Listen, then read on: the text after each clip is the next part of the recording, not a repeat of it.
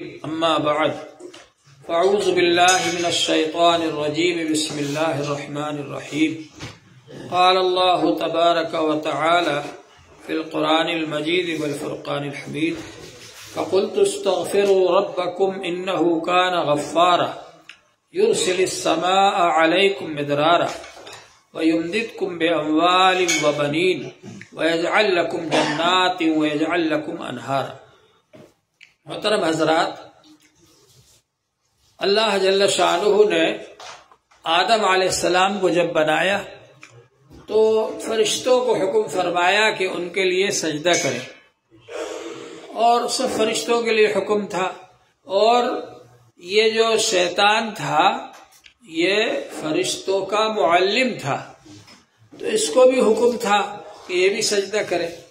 فرشتوں نے تو سجدہ کر لیا آدم علیہ السلام کے سامنے، اور وہ سجدہ عبادت کے لیے نہیں تھا، سجدہ تعظیمی تھا۔ اس زمانے میں سجدہ تعظیمی جائز تھا، اور وہ تو خیر اوپر کی بات ہے، یہاں کی بات ہی نہیں ہے۔ تو بہرحال یہ کہ سجدے کا حکم فرمایا، تو علماء نے یہ بھی لکھا ہے کہ وہ آدم علیہ السلام قبلے کی طرح تھے، اصل سجدہ اللہ کے لیے تھا۔ بہرحال یہ کہ فرشتوں نے سجدہ کر لیا، شیطان نے نہیں کیا۔ شیطان نے کہا خلقتنی من نار وخلقتہ من طین، مجھے تو آپ نے آگ سے بنایا اور اس آدم کے پتلے کو مٹی سے بنایا، تو میں اس کے سامنے کیوں سجدہ کروں؟ نہیں کیا سجدہ۔ اللہ تعالی نے اس کو راندہ درگاہ کر دیا، اس کو مردود قرار دیا۔ فخرج منہا فإنک رجیم، نکل جا، تو مردود ہے۔ اب وہ نکل گیا وہاں سے۔ اب اس کو بڑی حسد پیدا ہو گئی کہ ان کی وجہ سے مجھے نکالا گیا، تو اس نے کہا کہ میں ضرور بہکاؤں گا ان کو، آگے سے آ کر، پیچھے سے آ کر، دائیں سے آ کر، بائیں سے آ کر، ہر طرف سے آ کر ان کو بہکاؤں گا میں۔ لأغوینہم، گمراہ کروں گا، بہکاؤں گا ان کو، سیدھے راستے سے بھٹکا دوں گا۔ اللہ تعالی نے فرمایا کہ ہاں ٹھیک ہے، جا بہکانا۔ ان عبادی لیس لک علیہم من سلطان، میرے نیک بندوں پر تیرا غلبہ نہیں ہوگا، میرے نیک بندوں پر تیرا قبضہ نہیں ہوگا، تو میرے نیک بندوں کو کچھ نہیں کر پائے گا۔ اور اللہ تعالی نے فرمایا کہ ٹھیک ہے، تو بہکائے گا، گناہ کروائے گا، وہ استغفار کریں گے، میں معاف کر دیا کروں گا۔ چنانچہ حضور پاک صلی اللہ علیہ وآلہ وسلم نے ارشاد فرمایا علیکم بلا الہ الا اللہ والاستغفار، لازم پکڑ لو تم لا الہ الا اللہ پڑھنے کو اور استغفار پڑھنے کو، اس لیے کہ شیطان کہتا ہے، ابلیس کہتا ہے کہ لا الہ الا اللہ اور استغفار یہ ایسی چیزیں ہیں کہ میں نے انسانوں کو گمراہ کر کے وسوسے ڈال کر بہکا کر ہلاک کرنا چاہا، لیکن لا الہ الا اللہ نے اور استغفار نے مجھے ہلاک کر دیا۔ بڑی کوششیں کر کے، اسکیمیں بنا کے اور پالیسی بنا کے، اور میں لوگوں سے گناہ کرواتا ہوں، اور وہ لوگ استغفار پڑھ لیتے ہیں، سارے گناہ ختم ہو جاتے ہیں، میرا سارا کیا کرایا سب بیکار ہو جاتا ہے۔ تو شیطان کہتا ہے کہ مجھ کو ہلاک کر دیا لا الہ الا اللہ پڑھنے نے اور استغفار نے۔ لوگ لا الہ الا اللہ پڑھ لیتے ہیں، سب گناہ ختم، لوگ استغفار پڑھ لیتے ہیں، سب گناہ ختم۔ تو استغفار ایسی چیز ہے، ایک بزرگ کے پاس میں کوئی آتا کہ صاحب مال و دولت کی کمی ہو گئی، دکان نہیں چل رہی، کھیتی نہیں ہو رہی صحیح سے، بے برکتی ہو گئی، کہتے بھائی استغفار پڑھو۔ کوئی آتا صاحب بچے نہیں ہو رہے، کہتے استغفار پڑھو۔ کوئی اور آدمی آتا کہتے استغفار پڑھو، ہر کام کے لیے استغفار بتاتے۔ تو کسی نے ان سے پوچھا کہ حضرت آپ ہر کام کے لیے استغفار بتاتے؟ تو انہوں نے کہا کہ اللہ تعالیٰ نے فرمایا ہے، حضرت نوح علیہ السلام کا قول نقل کرتے ہوئے اللہ تعالیٰ نے فرمایا فَقُلْتُ اسْتَغْفِرُوا رَبَّكُمْ إِنَّهُ كَانَ غَفَّارًا، میں نے کہا کہ استغفار پڑھو، اللہ سے معافی چاہو، مغفرت مانگو، وہ بہت بڑا غفار ہے۔ بڑا رحم کرنے والا ہے، بڑی مغفرت کرنے والا ہے، اللہ تعالیٰ گناہوں کو بہت زیادہ بخشنے والا ہے۔ فَقُلْتُ اسْتَغْفِرُوا رَبَّكُمْ إِنَّهُ كَانَ غَفَّارًا، بہت معاف کرنے والا ہے اللہ تعالیٰ۔ اب جب وہ معاف کر دے گا تو گناہ تو معاف کر ہی دے گا، اس کے ساتھ ساتھ نعمتوں سے بھی نوازے گا۔ یُرْسِلِ السَّمَاءَ عَلَيْكُمْ مِدْرَارًا، موسلا دھار بارش ہوگی، بارشوں سے تمہاری مدد کرے گا اللہ تعالی۔ وَيُمْدِدْكُمْ بِأَمْوَالٍ وَبَنِينَ، اور مال دے کر تمہاری مدد کرے گا اور اولاد دے کر تمہاری مدد کرے گا۔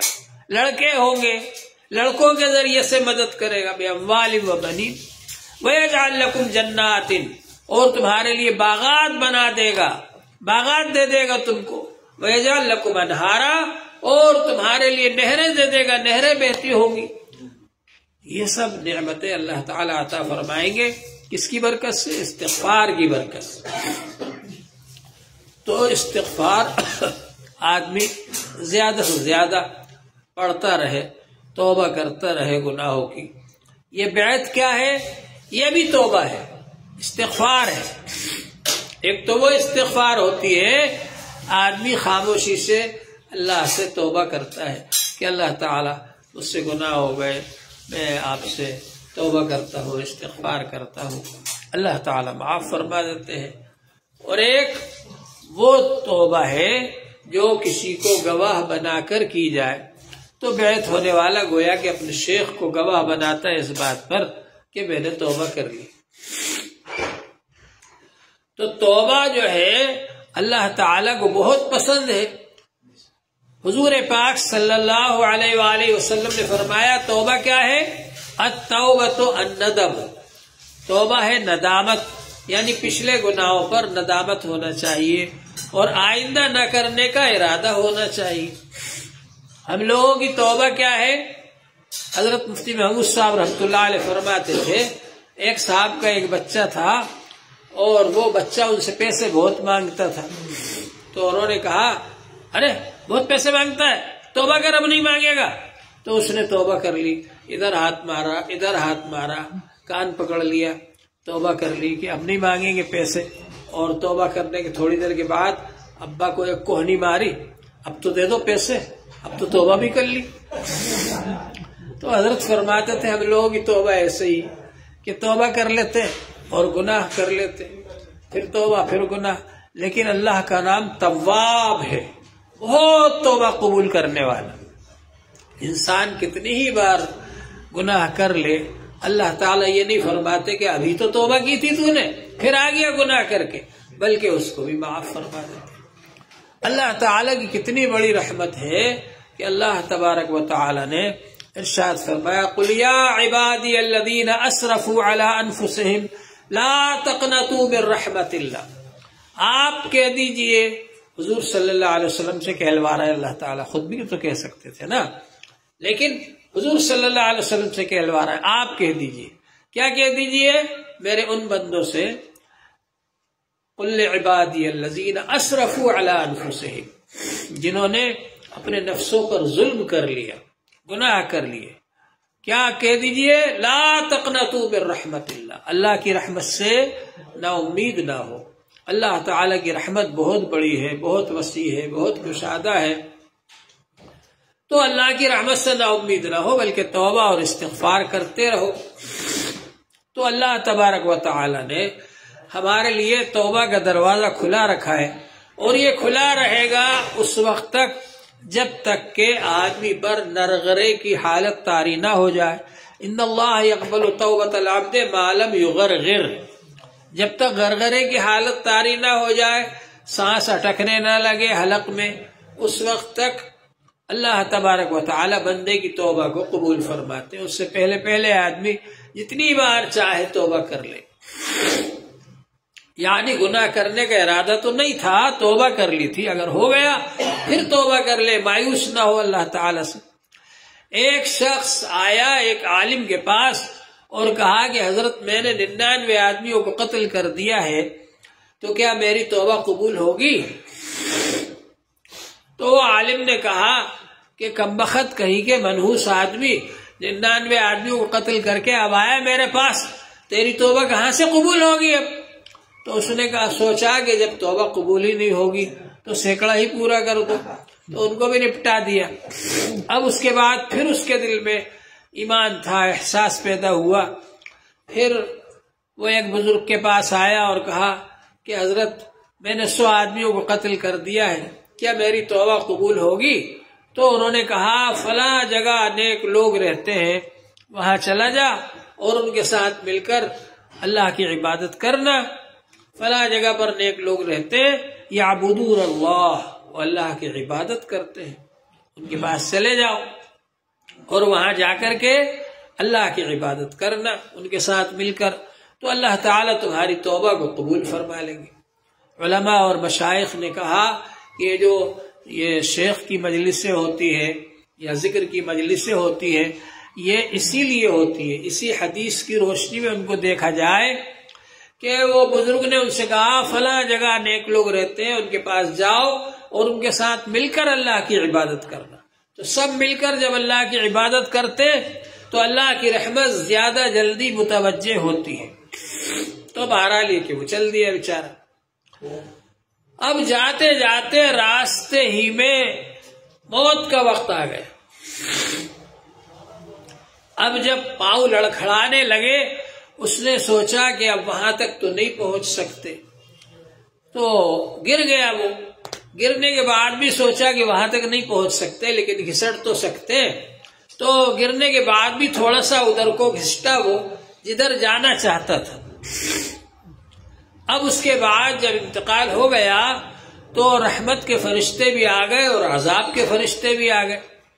رحمت کے فرشتوں نے کہا کہ اس کو ہم لے جائیں گے، یہ تو توبہ کرنے جا رہا تھا۔ عذاب کے فرشتوں نے کہا یہ تو 100 آدمیوں کا قاتل ہے، اس کو تو ہم لے جائیں گے۔ اب دونوں کے درمیان جھگڑا ہونے لگا تو اللہ تعالی نے ایک فرشتہ جج بنا کر بھیجا انصاف کرنے کے لیے۔ اس فرشتے نے کہا جج نے کہ اچھا ایسا کرو، ادھر سے بھی زمین کو ناپتے ہوئے لاؤ جہاں سے آ رہا ہے، اور ادھر سے بھی زمین کو ناپو جہاں یہ جانا چاہ رہا تھا۔ جو زمین کے زیادہ قریب ہوگا، جس زمین کے قریب ہوگا ادھر کہیں فیصلہ ہو جائے گا اس کے حق میں۔ تو جب زمین کو ناپا گیا تو جہاں وہ جانا چاہتا تھا ادھر سے تھوڑا سا قریب نکلا، جتنا وہ گھسٹا تھا اتنا ہی چند قدم ادھر کو قریب نکلا، تو اللہ جل شانہ نے اس بندے کی مغفرت فرما دی۔ یہ واقعہ حدیث شریف میں آتا ہے۔ تو اس سے معلوم ہوا کہ اللہ جل شانہ بندے کی توبہ کو قبول فرما لیتے، اور اس کے دل کا یہ جذبہ کہ اگر میں وہاں نہیں پہنچ سکتا تو کم سے کم ادھر کو گھسٹ تو سکتا ہوں، وہ گھسٹنے پر اللہ تعالیٰ کو رحم آ گیا اور اللہ تعالیٰ نے اس جذبے کو قبول فرما لیا اور اس کی مغفرت فرمائی۔ تو استغفار کرتے رہنا چاہیے۔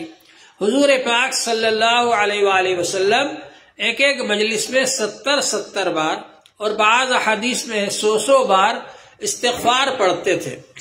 تو ظاہر ہے کہ حضور صلی اللہ علیہ وسلم تو بخشا ہے، ہم جیسے لوگوں کو سکھانے کے لیے اور تعلیم دینے کے لیے حضور صلی اللہ علیہ وسلم استغفار فرماتے تھے، تو ہم کو بھی زیادہ سے زیادہ استغفار پڑھتے رہنا چاہیے، جتنا زیادہ ہو سکے استغفار پڑھتے رہیں۔ یہ استغفار ایسی چیز ہے کہ حضور صلی اللہ علیہ وسلم نے ارشاد فرمایا طوبیٰ لمن وجد فی صحیفتہ استغفارا کثیرا، اس بندے کے لیے خوشخبری ہے جو اپنے نامہ اعمال میں بہت زیادہ استغفار پائے۔ استغفار پڑھتے رہیں گے گناہ معاف ہوتے رہیں گے، استغفار پڑھتے رہیں گے گناہ معاف ہوتے رہیں گے۔ حضرت مفتی محمود صاحب رحمۃ اللہ علیہ فرماتے تھے استغفار پڑھنے والا ایسا ہے جیسے نل کے نیچے کھڑا ہوا ہے، آتا جا رہا ہے، پانی گرتا جا رہا ہے، میل کچیل دھلتا چلا جا رہا ہے۔ اسی طرح جب استغفار پڑھتے رہیں گے تو گناہ دھلتے رہیں گے آدمی کے۔ تو استغفار زیادہ سے زیادہ پڑھتے رہنا چاہیے۔ اللہ کا ذکر اور استغفار، ان دو چیزوں کو ہمیں لازم کر لینا چاہیے۔ استغفار زیادہ سے زیادہ پڑھیں گے اور اللہ کا ذکر کریں گے. اور اللہ کا ذکر کرنے کے لیے ابتدائی چیز کیا ہے؟ سلوک ہے. اس راستے میں چلنے والے کو سالک کہتے ہیں. سالک معنی چلنے والا. من سلک طریقا یلتمس فیہ علما سلک اللہ بہ طریقا الی الجنہ.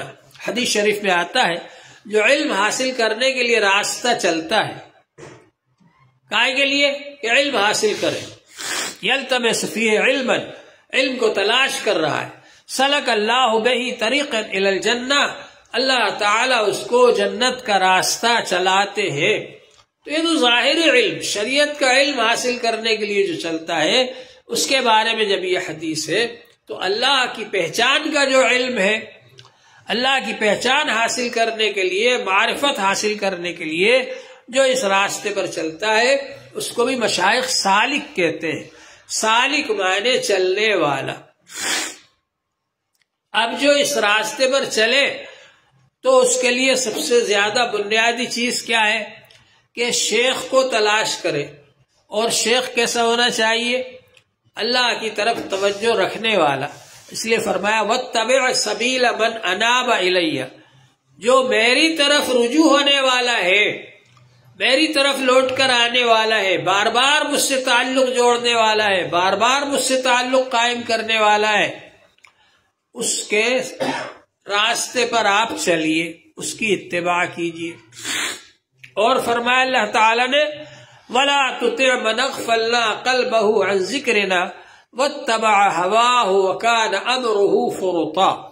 اس کے راستے پر نہ چلیے جس کا دل ہم نے غافل کر دیا اپنے ذکر سے، اور وہ اپنی خواہشات کی پیروی کرتا ہے. تو خواہشات کی پیروی کی وجہ سے اس کا دل جو ہے اللہ کی یاد سے غافل ہو گیا اور اس کا معاملہ حد سے آگے بڑھ چکا ہے. ایسے آدمی کو شیخ نہ بنائیے.